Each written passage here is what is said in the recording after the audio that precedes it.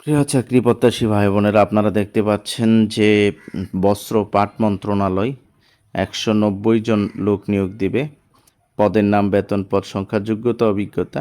এক হচ্ছে computer operator হচ্ছে 6 জন, 2 হচ্ছে টেইলার মাস্টার 6 জন, 3 হচ্ছে উচ্চমান সহকারী 9 জন, 4 হচ্ছে আর্টিস্ট 3 জন, 5 হচ্ছে প্যাটার্ন ডিজাইনার 5 জন, 6 হচ্ছে টেকনিক্যাল অ্যাসিস্ট্যান্ট 17 জন, 7 হচ্ছে লাইব্রেরি অ্যাসিস্ট্যান্ট 5 জন, 8 হচ্ছে অফিস সহকারী কাম কম্পিউটার মুদ্রা অক্ষরিক 20 জন, 9 হচ্ছে মেকানিক্স 17 জন, 10 হিসাব সহকারী কাম ক্যাশিয়ার 2 জন, 11 হচ্ছে আর্টিস্ট অ্যাসিস্ট্যান্ট 2 জন, 12 হচ্ছে বয়লার অপারেটর 5 জন, 13 হচ্ছে ইলেকট্রিশিয়ান 4 জন, 14 ল্যাবরেটরি অ্যাসিস্ট্যান্ট 15 জন, 15 অফিস সহায়ক 67 জন, 16 নিরাপত্তা প্রহরী 5 জন, 17 মালি 1 জন, 18 হচ্ছে বাবুসি 2 জন।